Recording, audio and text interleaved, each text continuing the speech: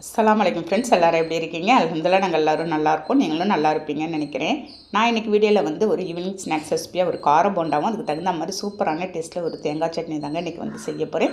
நல்ல ஒரு ஈவினிங் டைமில் சாப்பிட்றதுக்கு ஒரு டீயோடு அவ்வளோ சூப்பராக இருக்கும். இப்போ வாங்க அதை எப்படி செய்யலான்னு பார்க்கலாம். இப்போ அதுக்கு ஃபஸ்ட்டு நான் வந்து ஒரு மிக்சிங் பவுலில் ஒரு கப்பு நான் வந்து கடலைப்பயிறு எடுத்துக்கிறேங்க. இது கிட்டத்தட்ட ஒரு 150 கிராம் இருக்கும். அதே கப்பால் ஒரு 3/4 கப்பு அளவுக்கு நம்ம வந்து வெள்ளை உளுந்து எடுத்துக்கலாம். 2 மணி தண்ணி ஊற்றி எல்லாத்தையும் அலசி க்ளீன் பண்ணி எடுத்துகிட்டு வந்துடுறேன். தண்ணி ஊற்றி நம்ம ஒரு 2 மணி நேரம் இல்லாட்டி ஒரு 3 மணி நேரம் நம்ம வந்து நல்லா ஊற வச்சிடலாம். ஒரு 3 மணி நேரம் கழித்து நீங்கள் வந்து பாருங்கள், நல்லா நமக்கு வந்து ஊறி வந்திருக்கும். கரெக்டாக நான் ஒரு 3 மணி நேரம் கழித்து தாங்க பார்க்குறேன். நல்லா அந்த உளுந்து எல்லாம் பஃபியாக நல்லா ஊறி வந்திருக்கும். இப்போ எல்லாத்தையும் எடுத்து ஒரு மிக்ஸி ஜாரில் நம்ம வந்து சேர்த்துடலாம். இந்த கார போண்டா வந்து உங்களுக்கு அவ்வளோ அருமையான டேஸ்ட்டில் இருக்குங்க. ஒரு ஈவினிங் டைமில் டீயோடு நீங்கள் சாப்பிடும்போது அவ்வளோ ஒரு ஃபுல்ஃபில்லாக இருக்கும். பாருங்கள், ஃபஸ்ட்டு ஒரு 2 பல்ஸ் விட்டு தண்ணி ஊற்றாத அரைச்சிட்டு கொஞ்சமாக தண்ணி ஊற்றிக்கிறேன். ஒரு 1/4 டம்ளர் அளவுக்கு தான் இருக்கும். தண்ணி நீங்கள் வந்து அதிகம் கட்டிடாதீங்க. பாருங்கள், தண்ணி ஊற்றி நல்ல ஒரு ஸ்மூத்தான கன்சிஸ்டன்சி நான் வந்து அரைச்சி எடுத்துகிட்டு வந்துட்டேங்க. இந்த மாதிரி இருக்கணும் உங்களுக்கு பதம். அப்போ தான் நமக்கு வந்து நல்லா சாஃப்டாகவும் பஃபியாகவும் வரும் இந்த போண்டா. ஒரு மிக்சிங் பவுலில் நான் சேர்த்துட்றேன். இப்போ அதோடைய ஒரு ஸ்பூன் இருக்கும் சோம்பு கையில் தேய்ச்சி நான் வந்து போட்டுற போகிறேங்க. நம்ம இந்த மாதிரி தேய்ச்சி போடும்போது உங்களுக்கு ஃப்ளேவர் நல்லாயிருக்கும். இப்போ அதோடைய ஒரு 2 பச்சை மிளகாய் சேர்த்துக்கிறேன். காரம் உங்களுக்கு தகுந்த மாதிரி கூடவோ குறைச்சவோ நீங்கள் வந்து சேர்த்துக்கலாம். ஒரு கப்பு ஃபுல்லாக நான் வந்து வெங்காயம் நெய்ஸாக அரிஞ்சிக்கோங்க. வெங்காயத்தை சேர்த்துட்டு மல்லி கருவேப்பிலை கொஞ்சமாக உப்பு சேர்த்து நல்லா மிக்ஸ் பண்ணி விட்டுடலாம். நீங்கள் வெங்காயம் வந்து கொஞ்சம் கூடுதலாகவே சேர்த்துக்கோங்க. டேஸ்ட்டும் நல்லா அருமையாக இருக்குங்க. அதே சமயம் நல்லா நெய்ஸாகவும் அரிஞ்சிக்கணும்.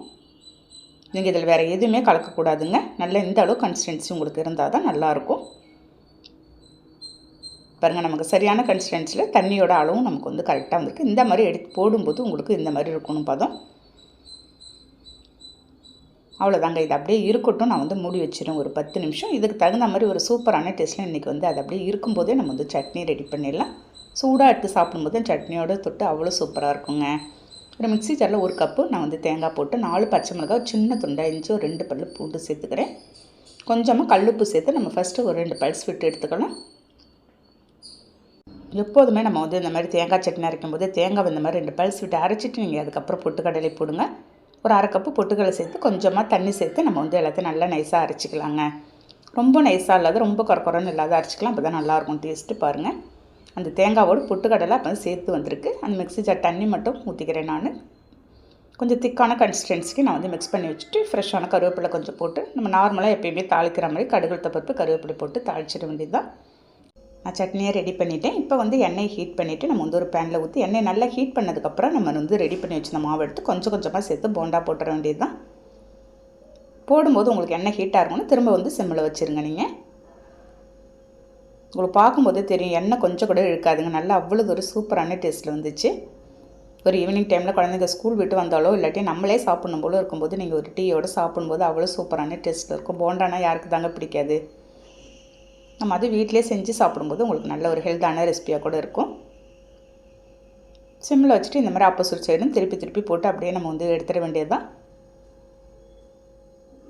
பாருங்கள், எந்த அளவுக்கு இருக்குதுன்னு பார்க்கும்போதே நமக்கு சாப்பிடணும் போல் இருக்குங்க. இந்த சட்னிக்கும் இந்த போண்டாக்கும் சொல்லவே தேவையில்ல, அவ்வளோ காம்பினேஷன் அவ்வளோ அல்டிமேட் டேஸ்ட்டில் இருந்துச்சுங்க. அவ்வளோதான், இருக்கிற பேட்ச் எல்லாத்தையும் நான் வந்து அதேமாதிரி ஒன்று ஒன்றா போட்டு எடுத்துகிட்டு போகிறேன். செகண்ட் பேட்சும் அதேமாதிரி நம்ம வந்து போட்டுக்கலாம். நீங்கள் இந்த மாதிரி உளுந்தோட கடலைப்பயிரை சேர்த்து செஞ்சு பாருங்கள், சூப்பராக இருக்கும். அவ்வளோதாங்க, நாங்கள் செகண்ட் வச்சு எடுத்துகிட்டு போகிறேன். இப்போ டேஸ்ட் வந்து நம்ம எப்படி இருக்குதுன்னு பார்க்கலாம்.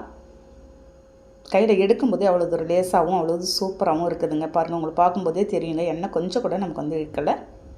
இந்த ஸ்நாக்ஸ் ரெசிபி நீங்களும் ட்ரை பண்ணி பார்த்துட்டு எனக்கு கண்டிப்பாக கமெண்ட் பண்ணுங்கள். இந்த வீடியோ பிடிச்சிருந்தா அப்படியே லைக் பண்ணிவிட்டு ஷேர் பண்ணுங்கள். நாளைக்கு பார்க்கலாம் ஃப்ரெண்ட்ஸ். Okay, thank you, by.